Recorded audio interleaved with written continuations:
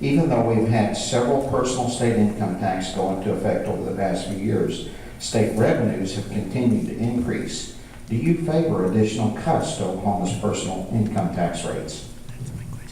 No, because I think that what we have right now is already enough in our education system. However, we are not spending what we have wisely, and that's my point.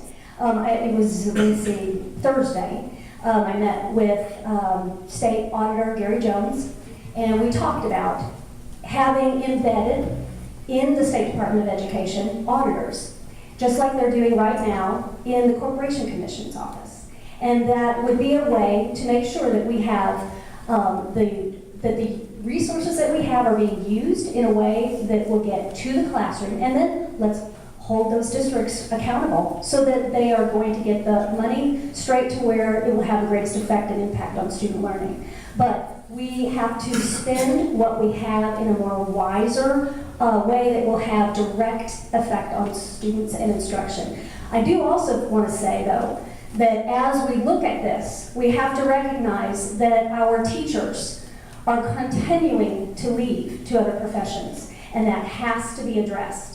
And that is not in any way, as a teacher, this is my profession, and I appreciate that when I was a teacher in Texas, I could make more money now, as well as when I was a teacher then in Oklahoma. So we do have to look at how do we stop teachers from leaving our state, and how do we attract and retain top talent. And that doesn't mean compromising quality. And that is a concern that I have right now, where we are really reducing some standards that I think have to be reviewed and make sure that we have top people. But Oklahoma City has 400 openings for next fall.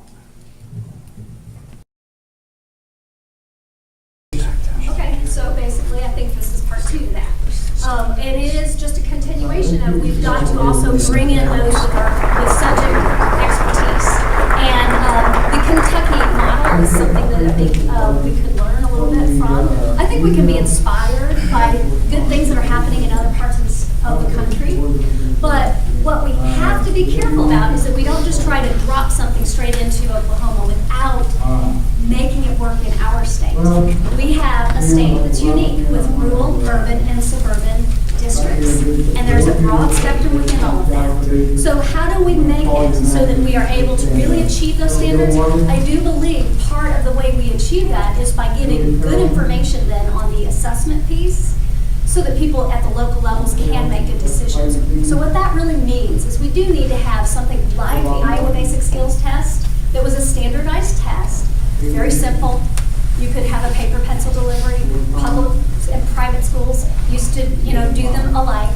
And it wasn't until No Child Left Behind that we couldn't do that anymore. The shift changed to adopting your own standards within your state, having a criterion reference test, and then we had cut scores that were manipulated within our state, and we were only measuring kids within Oklahoma.